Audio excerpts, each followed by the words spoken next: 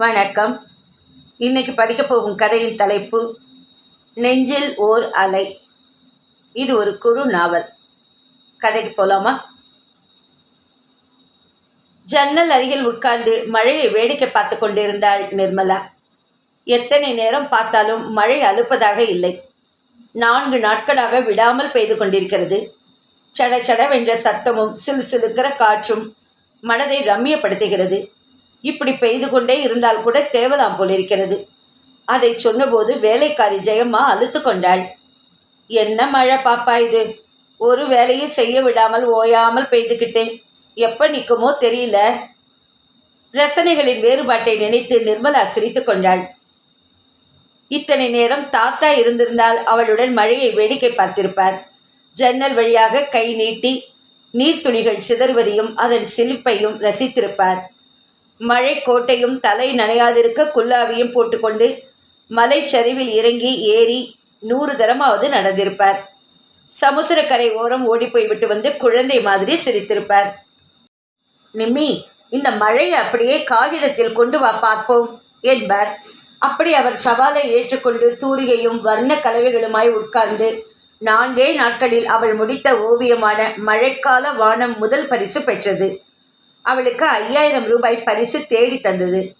பரிசையும் பத்திரத்தையும் அவள் சார்பில் தாத்தாவும் மனோகரனும் போய்த்தான் வாங்கி கொண்டு வந்தார்கள். இவள் அநேகமாக வெளியில் போவது கிடையாது. கையில் கட்டையை ஊன்றி நடக்கிற போது மற்றவர்களின் பார்வை அனுதாபமாக தன் மீது படிவதை விரும்புவதில்லை. வீட்டிற்குள் இருக்கிற வரை சக்கர நாற்காலி உபயோகப்பட்டு வருகிறது. வெளியில் போனால்தான் சிரமம் தெரிகிறது. தன் குறை உறுத்தலாகப்படுகிறது. கடந்த 6 மாதங்களாகத்தான் இந்த குறை. அதற்கு முன் பெங்களூர் கல்லூரியில் எல்லாவற்றிலும் இவள்தான் முதல். டென்னிஸ், நீச்சல், ஓட்டப்பந்தயம். அப்பா அவளுக்காகவே வீட்டிற்குள் டென்னிஸ் கோர்ட் போட்டார், நீச்சல் குளம் கட்டினார். நிம்மிடால், உனக்காகத்தான் எல்லாம். எனக்கு என்ன இன்னொரு பையனா பெண்ணா? உன் ஒருத்திக்காகத்தான் அத்தனையும். பெரிய அரண்மனை வீடு, 4-5 கார்கள், திரும்பின இடமெல்லாம் வேலைக்காரர்கள். அவள் பெயருக்கே ஏகப்பட்ட ஷேர்கள், பார்ட்டிகள், அதில் மூழ்கி பூரித்து போகும் அம்மா. இவள் கார் விபத்தாகி ஆஸ்பத்திரியில் கிடந்தபோது கூட அம்மாவும் அப்பாவும் கூட இல்லை. ஒரு முறை வந்து பார்த்து விட்டு போனதோடு சரி. ராமையா தான் இரவு பகலாக கூடவே இருந்து கவனித்து கொண்டான். அம்மாவும் அப்பாவும் 2-3 நாட்களுக்கு ஒரு முறை வருவார்கள். யாரோ அறிமுகமான சிநேகிதனையோ சிநேகிதியோ பார்க்க வருகிற மாதிரி தான் இருக்கும். என்ன நிம்மி, இன்னைக்கு எப்படி இருக்க என்பார்கள். தேவலப்பா, ஆனால் காலில் வலிதான்ப்பா, பொறுக்க முடியல என்றதும் அம்மாவின் முகமும் அப்பாவின் முகமும் லேசாக சுருங்கும். அப்படித்தாம்மா இருக்கும். கால் எலும்பு முறிஞ்சது, கூடணும் பாரும்மா. அதுவரை பொறுத்துக்குத்தான் வேணும். நீ சின்ன குழந்தையா இப்படி அழறதுக்கு? 18 வயசு பொண்ணு இல்லை, கொஞ்சம் சமாளிச்சுக்கம்மா. சரி, சமாளிச்சுக்கிறேன். ஆனால் நீ கூடவே இருமா. ராமையா வேண்டாம்மா, யாராவது பொம்பளையாக இருந்தால் வசதியாக இருக்குமா? அப்படின்னா லக்ஷ்மியை அனுப்பி வைக்கிறேன். வீட்டில் இருந்து அவள் பெருசாக என்ன வேலை செய்கிறா? லக்ஷ்மி வேணாம்மா, நீ இருமா.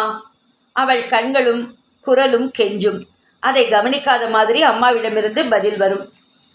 நான் எப்படி இருக்க முடியும்? நாளைக்கு வீட்டில் பெரிய பார்ட்டி. லண்டன்லேருந்து போர்ட் ஆஃப் டைரக்டர்ஸ் எல்லாம் வராங்க. அதுக்கு வேண்டிய ஏற்பாடுகளை எல்லாம் கவனிக்க வேண்டாமா? பார்ட்டி பார்ட்டி, உனக்கு இதை தவிர வேறு எதுவுமே தெரியாதாம்மா? பந்தம், பாசம், அன்பு எதுக்கும் அர்த்தம் புரியாதா? வயிற்றில் பிறந்த பெண், அதுவும் ஒரே பெண், ஆஸ்பத்திரியில் கிடக்கிற போது யாருக்காவது பார்ட்டிக்கு போக பார்ட்டி கொடுக்க மனசு வருமா? என்ன அம்மா, என்ன அப்பா? அன்று அவள் மனதிற்குள் முடிவு செய்து கொண்டாள், இனி இந்த அம்மா அப்பாவிடம் இருக்கக்கூடாது. அதே மாதிரி தான் அவளது சிநேகிதிகள் அவளால் நடக்க இயலாது என்பது தெரிந்து ஒவ்வொருவராக விலகி போனார்கள். அவளை பார்க்க வருவது, பேசுவது, அரட்டை அடிப்பது எல்லாம் நின்று போயிற்று. ஒரே வார்த்தையில் வெகு சுலபமாக முறித்து கொண்டார்கள். சாரி நிம்மி, எங்களை பார்க்குற போது உனக்கு வருத்தமாக இருக்குன்னு தான் நாங்கள் வர்றதில்லை. என்ன வருத்தம்? இவள் குழந்தைத்தனமாக கேட்டாள். எங்களால் நடக்க முடிகிற போது உன்னால் முடியலன்னா வருத்தமாகத்தானே? இவள் கீழ் உதட்டை இறுக கடித்து கொண்டதோடு சரி, வேறு பதில் பேசவில்லை. அப்போது மட்டும் இல்லை. ராஜா வந்து பார்த்து நிச்சயமான கல்யாணத்தை நிறுத்திவிட்டு போனானே, அந்த நேரத்திலும் மௌனமாகத்தான் இருந்தாள். இப்படி ஆகும்னு நான் நினைக்கல நிம்மி. இப்போ கூட நான் இந்த கல்யாணத்திற்கு தயார் தான். ஆனால் அம்மாவும் அப்பாவும் உன்னை கல்யாணம் பண்ணிக்க கூடாதுங்கிறாங்க. கால் உடைஞ்ச பொண்ணை எப்படி 4 இடத்துக்கு கூட்டி போக முடியும்? பின்னால் நீ தான் வருத்தப்படுவே ராஜா. சந்தோஷமாக ப்ளீஸ் ஸ்டாப் இட் ராஜா. கால் நன்றாக இருக்கிற நல்ல பொண்ணாக பார்த்து பண்ணிக்குங்க. I wish you all the best. அன்றிரவு தலையணையில் முகத்தை புதைத்து கொண்டு அவள் கேவி கேவி அழுதிருக்கிறாள். ராஸ்கல், என்னோட சினிமா ரெஸ்டாரண்ட் என்று சுற்றிவிட்டு இப்போது இந்த நிலைமையில் எத்தனை சுலபமாக சாரி சொல்லிவிட்டு போய்விட்டான். அதன் பின் அவளுக்கு மனிதர்களை பார்க்கவே வெறுப்பாக இருந்தது. அப்பா அம்மா அந்த வீடு எல்லாம் வெறுத்து போயிற்று. அந்த நிலைமையில்தான் தாத்தா அவளை பார்க்க வந்தார். தாத்தாவும் அவளை மாதிரியே அவர்களை வெறுத்தவர். இந்த பணம் படாடோபம் எல்லாவற்றையும் விட்டு விலகி மங்களூர் கடற்கரை ஓரம் ஒரு கிராமத்தில் தனியாக வாழ்பவர். இத்தனை வயதிலும் சுயமாய் சம்பாதிப்பவர். இவள் அவரின் கையை பிடித்து கொண்டு அழுதாள். தாத்தா, நானும் உங்கள் கூட வந்துடுறேன், கூட்டிகிட்டு போங்க தாத்தா ப்ளீஸ். அவர் அவள் தலையை வருடி இதமாக சொன்னார். நிர்மலா, நீ என் கூட வரேன்னு சொல்கிறது எனக்கு ரொம்ப சந்தோஷமாக இருக்குமா? இந்த கிழவனுக்கும் துணைன்னு யாரும் இல்லைம்மா. ஆனால் என்ன தாத்தா சொல்லுங்க. இந்த வசதி அங்கே இருக்காது. வீடும் சின்ன ஓட்டு வீடு. தாத்தா, எனக்கு எந்த வசதியும் வேண்டாம். எனக்கு வேண்டியதெல்லாம் நிம்மதி, மனசுக்கு கொஞ்சம் அமைதி, மனிதர்களே இல்லாத பிரதேசம். அப்படின்னா நீ என்கிட்ட வந்து தாராளமாக இருக்கலாம். கண்ணுக்கும் மனசுக்கும் ரம்யமான பிரதேசம். நான் இருக்கிற இடத்துல எண்ணினால் இன்றைக்கெல்லாம் 10-15 வீடுகள் கூட தேராது. அதுவும் தள்ளி தள்ளி தூர தூரம் இருக்கும். உனக்கு நான் பக்கத்து அவுட் ஹவுஸை ஒழிச்சு தந்துடுறேன். 2 அறைகள். உதவிக்கு ஜெயம்மானு ஒரு வேலைக்காரி. வேறு மனிதர்கள் தொல்லை கிடையாது. வந்து விடுமா. அன்று இரவு ரயிலுக்கு தாத்தாவுடனே அவள் கிளம்பி விட்டாள். அப்பாவும் அம்மாவும் எவ்வளவு சொல்லியும் கேட்கவில்லை. ஒரு சூட்கேஸில் தன் துணிகள், நடப்பதற்கு உதவியாக கை கட்டை, இந்த சக்கர நாற்காலி, அப்புறமாக அப்பா அனுப்பினது. தாத்தா சொன்ன மாதிரி அவுட் ஹவுஸை ஒழித்து கொடுத்து அவளுக்கு தகுந்தாற்போல் வசதிகள் செய்து கொடுத்தார். ஓவியம் கற்றுத்தர மனோகரனை ஏற்பாடு பண்ணினார். மனோகரனின் மூலம் அவளின் ஓவியங்களை விற்பதற்கும் ஏற்பாடு செய்தார். அப்பாவிடமிருந்து செலவிற்கு வருகிற பணம் தவிர ஓவியம் விற்று வருகிற பணமும் உதவிற்று. 6 மாதங்களுக்கு மேலாக இந்த மங்களூர் கடற்கரையும் கிராமமும் அதன் அழகும் அவள் மனதை கவர்ந்து அமைதியை தந்தது. ஜன்னலை விட்டு உள்ளே திரும்பிய போது ஜெயம்மா வேலைகளை முடித்து கைகளை புடவை தலைப்பில் துடைத்து கொண்டு வந்தாள். பாப்பா, சப்பாத்தி பண்ணி மேஜை மேலே மூடி வச்சிருக்கேன், நீ சாப்பிட்றியா? நான் வீடு வரைக்கும் போயிட்டு வந்துடுறேன். இன்றைக்கும் தாத்தா ஊர்லேருந்து வரலையே ஜெயம்மா. இத்தனை நாள் தங்க மாட்டாரே, உடம்புக்கு ஏதாவது இருக்குமோ? அதெல்லாம் ஒன்றும் இருக்காது பாப்பா. அப்பா தங்க சொல்லி கேட்டிருப்பாரு, இவரும் தங்கிட்டுருப்பாரு. அப்பாவா என்று சிரித்தாள் நிர்மலா. அப்பா தாத்தாவை பார்த்தாவது இருப்பாரா? அப்படியே பார்த்திருந்தாலும் தங்க சொல்லியிருப்பாரா? இதையெல்லாம் ஜெயம்மாவிடம் சொல்ல முடியாது. சொன்னாலும் அவளுக்கு புரியாது. ஏழைகள் பணமற்ற காரணத்தினாலேயே பந்த பாசத்தோடு வாழ்பவர்கள். ஒரு சின்ன பெருமூச்சுடன் சொன்னாள் அவள். சரி ஜெயம்மா, நீ வீட்டுக்கு போ. மழையில் நனைஞ்சிட்டு திரும்ப வர வேண்டாம். ராத்திரிக்கு நானே பார்த்துக்கிறேன். சாயந்தர காப்பியும் போட்டுக்கிறேன். நீ காலையில் வந்தால் போதும். தாத்தா கூட இல்லை, உன்னை எப்படி பாப்பா தனியாக விட்டுட்டு போகிறது? எனக்கு எந்த பயமும் இல்லை. அதுவும் இந்த ஊரில் என்ன பயம் சொல்லு? அதனால நீ தைரியமாக போயிட்டு காலையில் வா. ஜெயம்மா தயங்கி கொண்டே ஓலை குடையை பிரித்து வெளியேறினதும் நிர்மலா சக்கர நாற்காலியை தள்ளி கொண்டு போய் வாசல் கதவை தாழிட்டு மணி பார்த்தாள். 2 இருந்தது. 4 மணிக்கு மேல் காப்பி கலந்து கொள்ளலாம் என்று நினைத்து அப்போது என்ன பண்ணலாம் என்பதை யோசித்தாள். தாத்தா பக்கத்து நூல் நிலையத்திலிருந்து படிப்பதற்கு தமிழும் ஆங்கிலமுமாக நிறைய புத்தகங்கள் வாங்கி கொண்டு வந்திருந்தார். அதில் ஏதாவது ஒன்றை படிக்கலாம். சிட்னி ஷெல்டனின் புது நாவலை பிரித்து அதில் மூழ்கிட போது வாசல் கதவு சன்னமாக தட்டப்படுகிற ஓசை கேட்டது. இந்த மாதிரி மெதுவாக தாத்தாவோ ஜெயம்மாவோ தட்டமாட்டார்கள். இது யாராக இருக்கும்? அருகில் போய் கதவை திறந்தால் அங்கே மழையில் நனைந்த உடையுடன் 5 வயது சிறுவன் ஒருவன் நின்று கொண்டிருந்தான். பார்த்தவுடன் அள்ளி அணைத்து கொள்ளலாம் போல் துரு துரு வென்ற கண்கள், வெள்ளை வெளேர் என்ற நிறம், லேசாய் புன்சிரிப்பு ஒடுகிற முகம். யார் இந்த சிறுவன்? அவள் கேள்விக்குறியுடன் நிமிர்ந்தபோது காரிலிருந்து இறங்கி கிட்டத்தட்ட சிறுவனின் முகச்சாயலுடன் பார்த்ததும் இவன்தான் அந்த குழந்தைக்கு தகப்பன் என்று அடித்து சொல்ல முடிந்த விதத்தில் மழையில் நனைந்து கத்தையாய் முன் நெற்றியில் விழுந்த முடியை ஒதுக்கியபடி லாபகமாய் சரிவில் ஏறி அவள் அருகே வந்தான் அந்த இளைஞன். அவனை இளைஞன் என்று சொல்ல முடியாது. 33, 34 வயதிற்கு மதிப்பிடலாம். கிட்டத்தட்ட 6 அடி உயரத்தில் இருந்தான். தீட்சண்யமான பார்வை, கூர்மையான மூக்கு, நல்ல நிறம். ஆனால் நீண்ட தூரம் பயணம் செய்த அலுப்பிலும் களைப்பிலும் கருத்து தெரிந்தான். பார்த்ததும் கண்ணியமான நல்ல குடும்பத்தைச் சேர்ந்தவன் என்பது தெரிந்தது. அவனையும் அவளையே பார்த்தபடி நின்றிருந்த சிறுவனையும் மென்மையாய் பார்த்தபடி கேட்டாள் நிர்மலா. யார் வேணும்?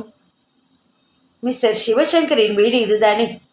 கையில் காகிதத்தில் எழுதி கொடுத்திருந்த விலாசத்தை அவளிடம் கொடுத்தபடி திருப்பி கேட்டான் அவன். பார்த்தவுடன் தாத்தாவின் கையெழுத்து என்பதை புரிந்து கொண்ட நிர்மலா, ஆமாம், சிவசங்கரின் வீடுதான். அவர் என் தாத்தா. நீங்கள்? என் பெயர் பாஸ்கர். பெங்களூரிலிருந்து வருகிறேன். He is my son Satish. ஓ என்று சிறுவனை பார்த்து சிரித்தாள். இப்படி மழையில் நனைந்திருக்கிறாயே, உள்ள வாப்பா, வந்து தலையை தொடச்சிக்கோ. Thank you anti. பெரிய மனிதத்தனமாக வந்த பதிலை கேட்டு நிர்மலா இன்னமும் சந்தோஷமாக சிரித்தாள். சட்டென்று அவர்கள் அறிமுகமற்ற அந்நிய மனிதர்கள் என்பது மறந்து போக சிறுவனின் பளபளக்கிற கண்களும் சின்ன உதடுகளும் குவிந்த மோவாயும் மனதை ஈர்க்க தானாக ஏற்பட்ட ஒரு உரிமையுடன் அவனை அருகில் இழுத்து இயற்கையாய் அணைத்து தலை உச்சியில் முத்தமிட்டு, வாம்மா, தலையை துவட்டி விடுகிறேன் என்று ஒரு கையால் அவனை பற்றி சக்கர நாற்காலியை தள்ளிக்கொண்டு போய் நாற்காலியின் முதுகில் கிடந்த டர்க்கி டவலால் சிறுவனின் தலையை துவற்றினாள். முகத்தை துடைத்த பின் கேட்டாள், என்ன படிக்கிறாய் சதீஷ்? சிறுவன் தன் கண்களின் பளபளப்பு மங்க ஒரு வினாடி பேசாமல் இருந்தான். பின் குரலில் வருத்தம் தொனிக்க சொன்னான், நான் படிக்கல ஆன்டி. டாக்டர் என்னை படிக்கக்கூடாதுன்னு சொல்லிட்டார். அவள் நெற்றியில் சின்னதாய் சுருக்கம் விழ நிமிர்ந்து இன்னமும் வாசலிலேயே நின்று கொண்டிருந்த அவனை கேள்விக்குறியாக பார்த்தாள். அந்த பார்வையை புரிந்து கொண்டு அவன் குழந்தைக்கு புரியக்கூடாது என்று ஆங்கிலத்தில் பதில் சொன்னான். பிறக்கிற போதே இருதயத்தில் குறையோடு பிறந்த குழந்தை அவன். இப்போது 1 மாதத்திற்கு முன்புதான் ஜெஸ்லோக் ஆஸ்பத்திரியில் ஆபரேஷன் ஆயிற்று. இவனுக்கு பரிபூரண ஓய்வும் மன சந்தோஷமும் இருக்க வேண்டும் என்பதற்காகத்தான் என் தொழிற்சாலையை விட்டுவிட்டு இங்கே வந்திருக்கிறேன். உங்கள் தாத்தா எனக்கு பெங்களூரில் அறிமுகமானவர். அவர் தொழில்துறை மந்திரியின் காரியதரிசியாக இருந்தபோது அறிமுகமானவர். எனக்கு ஏராளமான உதவிகள் செய்திருப்பவர். சதீஷின் ஆபரேஷனுக்கு பின் நான் அவருக்கு கடிதம் எழுதியிருந்தேன். அவர்தான் இங்கு வந்து தங்க சொல்லி பதில் போட்டிருந்தார். ஓ, தாத்தா என்னிடம் உங்களை பற்றி எதுவும் சொல்லவில்லை. அதனால் என்ன? அவர் வருகிற வரை நீங்கள் இங்கே தங்கிக் கொள்ளலாம். அவர் வருகிற வரை என்றால் அவர் ஊரில் இல்லையா? ஆமாம், பெங்களூர் வரை போயிருக்கிறார். ஐ சி என்று யோசித்தான் அவன். அவன் தயங்குவதை புரிந்து கொண்ட நிர்மலா கேட்டாள், என்ன யோசிக்கிறீர்கள்? இல்லை, தாத்தா வருகிற வரை இங்கே ஏதாவது ஹோட்டலில் தங்கலாமா என்று பார்க்கிறேன். ஹோட்டலா? இங்கேயா என்று சிரித்தாள் நிர்மலா. இந்த குக்கிராமத்தில் ஏது ஹோட்டல்? யார் ஹோட்டலுக்கு போய் சாப்பிட போகிறார்கள்? ஒரு கப் டீ வேண்டுமானால் கூட மலைச்சரிவில் இறங்கி சுமார் 10 மைல் போக வேண்டும். அப்படியா என்று அவன் மீண்டும் தயங்க அவளே சொன்னாள், தாத்தா காலையில் அல்லது நாளை சாயந்தரத்துக்குள் நிச்சயம் வந்து விடுவார். இது கூட அவர் வீடுதான். உங்களுக்கு ஆட்சேபனை இல்லாத பட்சத்தில் நீங்கள் தாராளமாக இங்கே தங்கலாம். அவன் பதில் சொல்வதற்குள் சிறுவன் குறுக்கிட்டு சொன்னான், இங்கேயே தங்குறோம் ஆன்டி, எனக்கு ரொம்ப பசிக்குது, முதல்ல சாப்பிட ஏதாவது தாங்க. ஓ சாரி சதீஷ், இதோ 1 நிமிஷத்தில் உனக்கு. சப்பாத்தி பிடிக்குமா சதீஷ்? இல்லைன்னா பிரெட் டோஸ்ட் பண்ணி தரட்டுமா? பிரெட் டோஸ்ட் தாங்க ஆன்டி, நிறைய ஜாம் போட்டு தாங்க. இதோ 1 செகண்ட். அதற்குள் அப்பாவை காரில் இருந்து சூட்கேஸை கொண்டு வர சொல்லி நீயும் ட்ரெஸ் மாற்றிவிட்டு அப்பாவையும் மாற்றிக்க சொல்லு. நான் உனக்கும் அப்பாவுக்கும் டிஃபன் ரெடி பண்ணுறேன். வேறு வழியின்றி பாஸ்கர் மீண்டும் காருக்கு போய் சூட்கேஸை கொண்டு வந்து சதீஷின் உடையை மாற்றினான். தான் லேசாய் தலையை துடைத்து மீண்டும் வாரிக்கொண்ட போது நிர்மலா சமையல் அறையிலிருந்து சக்கர நாற்காலியை தள்ளி கொண்டு வந்து அவனை பார்த்தாள். ப்ளீஸ் சமையல் அறை மேடையின் மீது 2 கப் காப்பியும் சதீஷிற்கு பாலும் வைத்திருக்கிறேன். அதை கொஞ்சம் கொண்டு வந்து டைனிங் டேபிளில் வைக்கிறீர்களா? என்னால் வண்டியும் தள்ளிக்கொண்டு அதையும் கொண்டு வர முடியாது. அவன் அவளின் நிலைமைக்கு ஒரு வினாடி உள்ளுக்குள் வருத்தப்பட்டாலும் அதை வெளிக்காட்டாது புன்சிரிப்பாக சிரித்து கொண்டே சொன்னான். ஓ எஸ், வித் ப்ளஷர். அவள் மின்சார அடுப்பில் ரொட்டி துண்டுகளை பொன்னிறமாக சுட்டு வெண்ணையும் ஜாமும் தடவி வைத்து சதீஷை கூப்பிட்டாள். வா சதீஷ், வந்து சாப்பிடு. அவன் ஆர்வமாய் சாப்பிடுவதை பார்த்து கொண்டே பாஸ்கரிடம் ஆங்கிலத்திலேயே கேட்டாள். குழந்தைக்கு 1 மாதத்திற்கு முன் ஆபரேஷன் ஆயிற்று என்றீர்களே, இப்போது எப்படி இருக்கிறது? நம் டாக்டர்கள் ரொம்பவும் திறமை வாய்ந்தவர்கள். அவனை பிழைக்க வைத்து விட்டார்கள். இனி 2 மாதங்களுக்கு ஒரு முறை செக்கப்பிற்கு போனால் போதும். வெறும் மாத்திரைகளும் டானிக்குகளும் தான் அவனை பூரணமாக குணமாக்க வேண்டும். இன்னொன்றை மறந்து விட்டீர்களே என்று புன்னகைத்தாள் அவள். என்ன என்று நெற்றியை சுருக்கினான். தெய்வமா? அவன் பதில் விரக்தியாகவும் வேதனையுடனும் வந்தது. எனக்கு இருந்த நம்பிக்கையெல்லாம் போய்விட்டது மிஸ். உங்கள் பெயரை இன்னும் சொல்லவில்லையே. நிர்மலா, மிஸ் நிர்மலா சேதுராமன். நிர்மலா சேதுராமன்? இந்த பெயர், உங்கள் முகம் எல்லாமே எனக்கு அறிமுகமான எங்கோ பார்த்த மாதிரி இருக்கிறது. எங்கே என்றுதான் வந்ததிலிருந்து யோசிக்கிறேன், பிடிபடவில்லை. அப்படியா என்ற கேள்வியுடன் அவள் பேச்சை மாற்ற முயன்றும் அவன் விடவில்லை. நீங்கள் பிறந்து வளர்ந்ததெல்லாம் இதே ஊரா? இல்லை. பின் எது உங்கள் சொந்த ஊர்? பெங்களூர். படித்தது? அதேதான். சட்டென்று கேட்டான் அவன். எஸ். உங்களுக்கு ராஜாவை தெரியுமா? ராஜாராமன். அவன்தான் உங்கள் ஃபோட்டோவை எனக்கு காட்டியிருக்கிறான். பாஸ்கரா, இவதாண்டா என் கேர்ள் ஃப்ரெண்ட். பெரிய இடம். பெரிய இடம்னா சாதாரண பெருசு இல்லை, கோடீஸ்வர இடம். ஒரு பொண்ணு பறவை நம்ம வலையில் விழுந்துருச்சு. You know, I am going to marry her. நிச்சயதார்த்தம் கூட ஆயிடுத்து. பாஸ்கருக்கு எல்லாம் நினைவு வர அவளை கூர்மையாக பார்த்தான்.